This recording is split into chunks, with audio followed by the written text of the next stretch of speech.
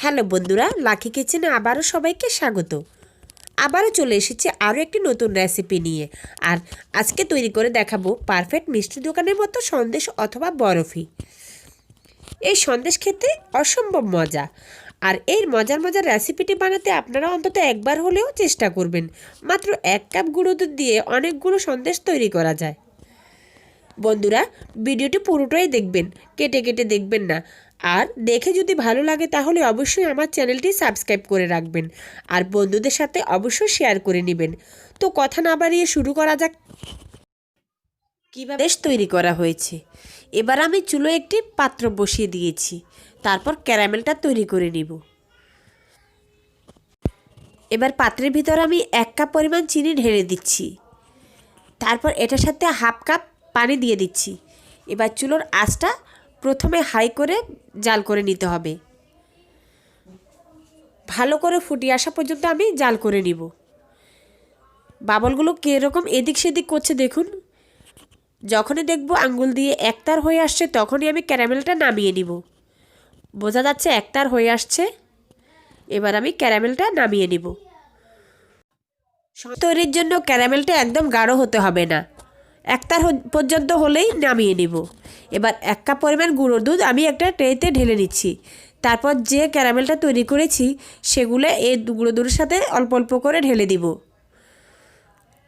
তারপর একটি চামচের সাহায্যে নেড়ে নিব। যেহেতু ক্যারামেলটা এখনও গরম, আমি হাত দিয়ে এখনও মেখে নিব না, শুধু চামচ দিয়ে মেখে নিব। অল্প অল্প করে মেখে নিয়ে তারপর আমি ভালো করে চামচ দিয়ে এদিক সেদিক নেড়ে নিব। দেখুন এরকম হয়ে আসবে। তারপর আমি একটি সুন্দর ডো তৈরি করে নিব। এবার এটার সাথে অ্যাড করে দিচ্ছি 1/4 কাপ ময়দা। ময়দা দিতে যদি কারো মনে না চায় তাহলে এটা স্কিপ করতে পারেন। এবার আমি এটার সাথে অ্যাড করে দিব 1 টেবিল চামচ ডালডা। এই ডালডাটা দিলে সন্দেশের ফ্লেভারটা খুব ভালো দেখা, খেতে খুব মজা হয়। এবার চামচের সাহায্যে আমি এটা ভেঙে নিব। তারপর সবগুলো ভালো করে হাত দিয়ে মেখে নিব। ডালডাটা দিলে ডো একটু শক্ত হয়ে আসবে, সেজন্য তাড়াতাড়ি করে আমাকে মেখে নিতে হবে। সুন্দর একটি ডো আমি এবার হাত দিয়ে ভালো করে মেখে নিয়ে ডো তৈরি করে নিব।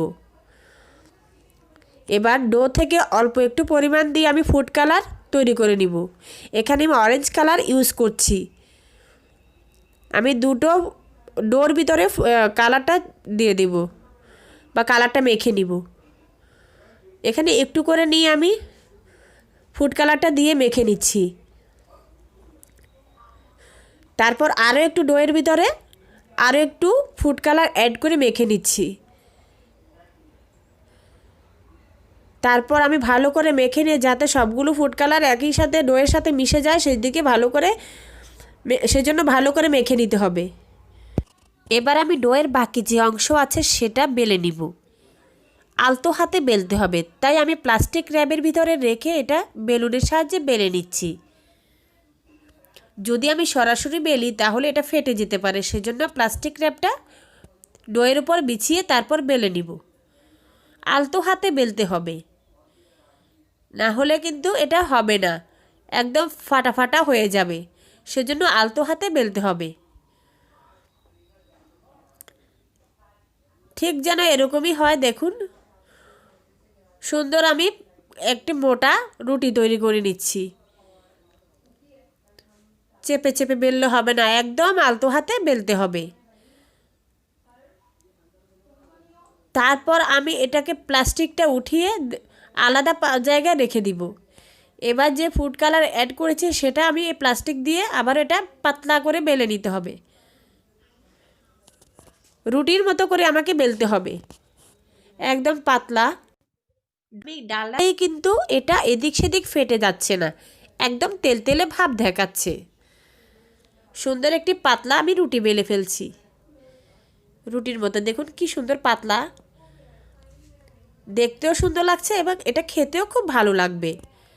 ভিডিওটি অন্তত আপনারা ভালো করে দেখুন, দেখলেই বুঝতে পারবেন কত সহজভাবে আমি বানিয়ে নিয়েছি। এবার যে সাদা অংশটা আমি এখানে বেলেছি সেটা ভালো করে পেঁচিয়ে নিব, আরও একটু লম্বা করে নিতে হবে। তারপর যে ফুড কালার অংশটা আছে এটার উপর দিয়ে তারপর বটে বটে নিব বা লম্বা একটি ডো তৈরি করে নিব।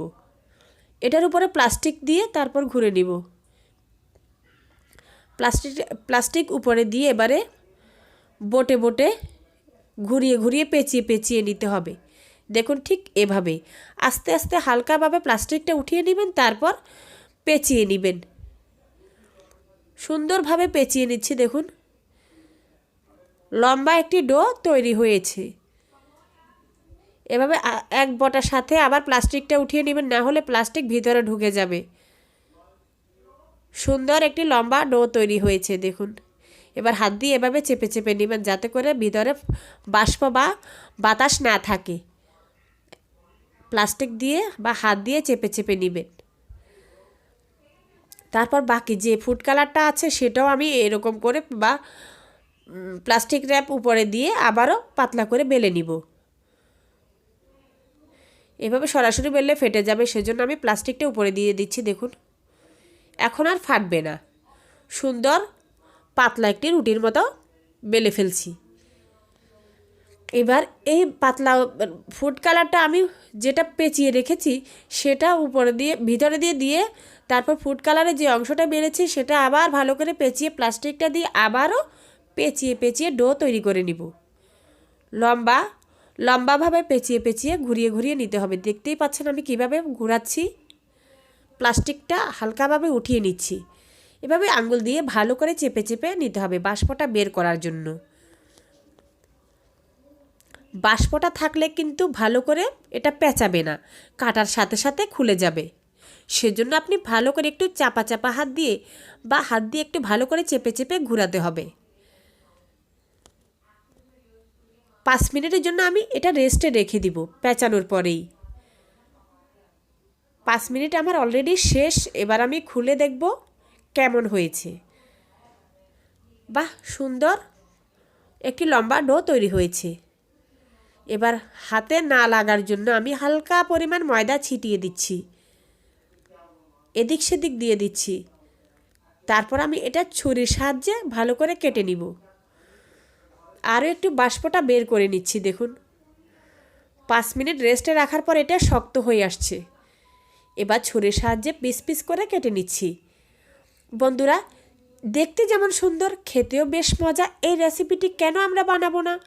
অন্তত বানিয়ে দেখব কেমনটি হয়েছে। তাহলে আপনারা বুঝতে পারবেন যে আসলেই ঠিক রেসিপিগুলো দেখে যদি আমাদের ভালো লাগে তাহলে আমরা অবশ্যই কেন না বানাবো বলুন তো। এখন আমি এই রেসিপিটি দেখে আজই বানিয়ে ফেলি, এটা মনের ভিতর অন্তত একটু হলেও রাখুন যে আসলে আমাকে বানাতে হবে, আমার বাচ্চাদের খাওয়াতে হবে। মেহমানের আপ্যায়নের জন্য এই রেসিপিটি খুব প্রয়োজন। আপনি যেখানেই যান, বন্ধু বান্ধব বা আত্মীয় স্বজনের বাসায়, তখন এই রেসিপিটি নিয়ে বা আপনি নিজের হাতে বানিয়ে নিয়ে যাবেন, তখন আপনি নিজেই গর্ববোধ করবেন যে দোকান থেকে কেন কিনবো, বাড়িতেই তৈরি করে ফেলি এবং অন্যদেরকেও খাওয়াই, নিজেও খাই। ভালো মতো বা পারফেক্টভাবে সুস্বাদু খাবারটা সবসময় যেন আমি বাড়িতে বানাতে পারি, সেদিকে অবশ্যই খেয়াল রাখবেন। বন্ধুরা, ভিডিওটি দেখে অন্তত কমেন্ট বক্সে কমেন্ট করুন কেমন হয়েছে, আর আমার পাশে থাকুন, আমি যেন আপনাদের উৎসাহ পাই। ধন্যবাদ।